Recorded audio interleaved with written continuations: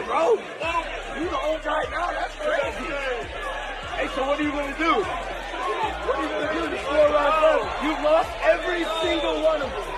You've lost every single round. This could be a legacy end of AJ. Smile. Here, come back. It's fine, right? Yeah. Yo. Don't mind me. Just smoking on that Jake Paul pack. Honestly, Jake Paul, trash. Tommy Fury, trash.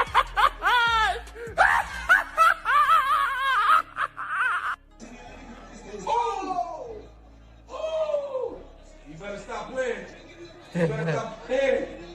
That is nothing to play with. That big motherfucker in front of you, man.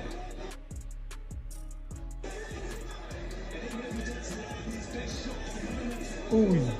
That's it over, dog. Oh!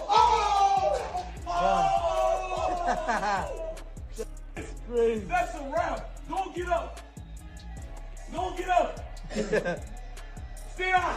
Oh! That's crazy. Ooh! Oh! Shit! It's very difficult to go in like, you know, out of the ring for 14 months and just look and just be razor sharp with a guy running. And so yeah, probably 2 or 3 rounds more than expected. But fair play to Jake Paul. It was a lot tougher than I thought, and he took a lot more shots than I thought he could. What did AJ tell you inside the ring about the fighter? Oh, he said, oh, you were shouting at me, rushing me. I said, yeah, I just wanted, you know. But like, I think he was always going to take his time. I think he was always going to be the guy that wasn't just going to go in there erratic. I said this earlier. And if Jake was aggressive, then I think he would have actually got caught earlier. But he was smart. Like, his movement was good. He was clever in the clinch. I was actually impressed. But, you know, obviously, there was a massive gulf between them, and it was only a matter of time. But listen, fair play. As I said, he did more rounds than expected. Well, I wouldn't call it an incredible knockout. I would call it a matter of time. A matter of time, right? A matter of time. And you got to realize, you know, Jake Paul had his hands down. Yeah. He was basically waiting for that knockout. Dennis, just give us a pick. Tyson or Joshua, who wins it? Keep walking. Yep, you're out. Your first instinct just comes to your mind. Well, it depends. One's a boxer and one's a power puncher. So whichever gets hit first. I thought Joshua did what he had to do. It took him a while to get it. He had to break him down and pace it down and unleash his powerful shots. Was it a little too long to get done, or? When you fight someone like that, who moves around a lot, then you have to try and pick your moments, pick your shots. Yeah. That's what he did. So congratulations to Joshua. Man, and credit to Jake Paul, right, for even taking the challenge. He's a very gutsy man. Yeah. He got up, 3 times? I mean, you felt that power. Are you impressed that he lasted that long? Yeah. He did a great job. Yeah, thank you, Joshua. Hey, 2 words. Fair trade. That's it? You think, you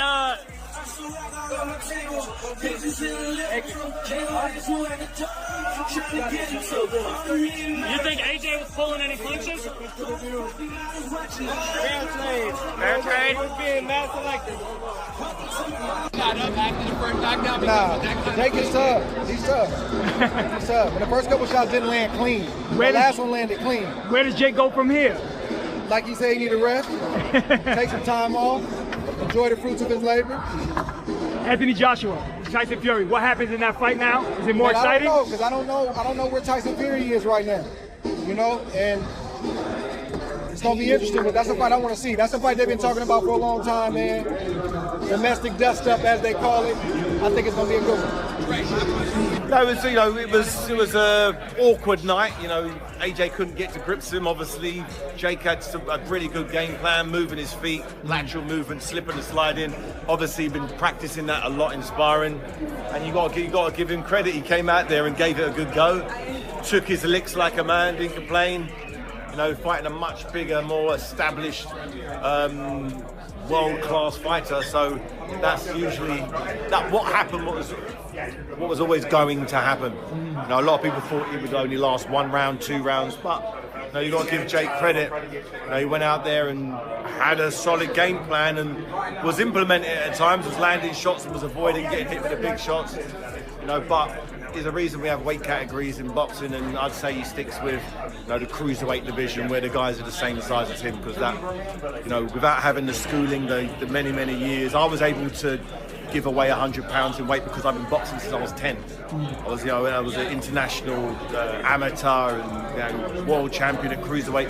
That's why I was able to do the big jump and use the tactics that he used to win the heavyweight championship. But so credit to him, nothing but respect for Jake Paul for putting on such an event and putting himself in harm's way. That was incredible. In my view, that was a victory on all fronts. Like, minus the actual victory, of course, but bro, like, no one expected him in the last 6 rounds with AJ. In my opinion, he won 4 of them. People will argue that he at least won 3. No one expected him to last that long. Rolled his ankle, broke his jaw, still fucking fighting, man. Like, that's toughness. You know, most people wouldn't have the balls ever to step in a boxing ring in their life. He stepped in a boxing ring with one of the baddest men on the planet. Who's 40 pounds heavier than him is 6 inches taller. That's insane. One of the most skilled fighters on the planet. My brother, as a fucking YouTuber, went 6 rounds with him fighting with a broken jaw and rolled ankle. I'm so proud of him. That was just unbelievable.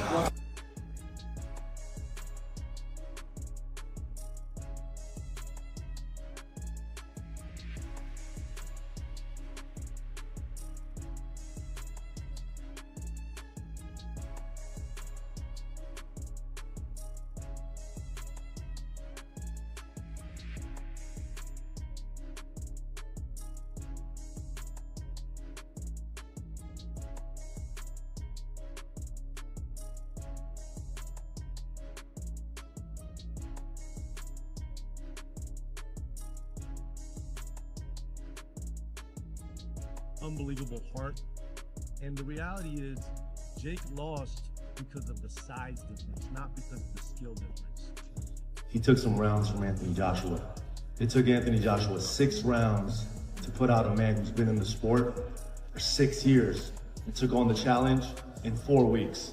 So put some respect on Jake Paul's name in the He went 6.5 rounds with Anthony Joshua, one of the best in the world. So I got nothing. And got up like 2 times.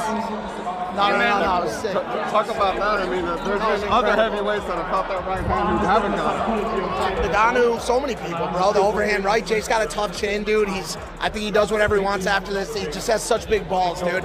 He had to keep moving. That was the only strategy. People are gonna say he ran around the ring. They don't know. They don't understand fucking boxing. He showed a ton of heart, right? Ton of heart. What's next for Jake Paul? Where like does I he go? said, whatever he wants. Whatever he wants. Whatever he wants. I hope he hits. I hope he fights some more people like that are heavyweights. Still heavyweights? Yeah, I think heavyweights, but not just. The fight between Jake Paul and Anthony Joshua just went down, and let me tell you, the entire boxing world had their eyes glued to this one.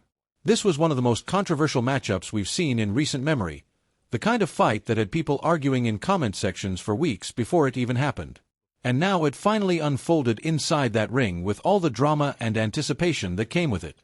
Everyone wanted to see how this would play out. The moment finally arrived when these two stepped through those ropes and settled it once and for all. Well, fight. They're going to step in the octagon. That's what in the ring. The ring, yes. That's what's going to happen. No, I know. Fight. But who do you think wins? What do you think actually happens in the fight? I think AJ wins. I mean, do you think otherwise?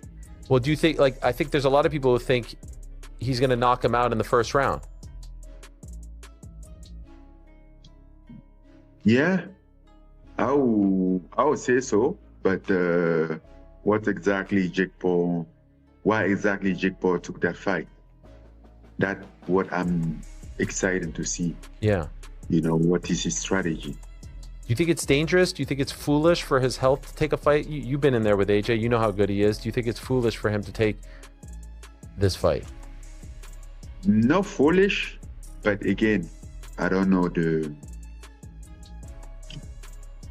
I don't understand. He's the only one that can know the reason, and I'm sure they thought that through, right?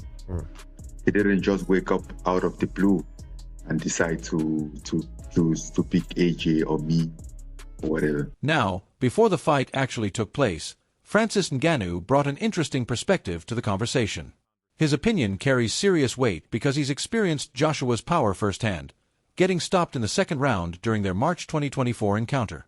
The former Ultimate Fighting Championship champion, who has crossed over into boxing, admitted that when news of the Paul vs. Joshua fight broke, it genuinely caught him off guard. He wasn't expecting that matchup at all. Despite that surprise, Ngannou expressed real curiosity about how things would unfold. He suggested that Joshua must have had calculated reasons for taking the fight, that there was some strategy behind accepting the challenge.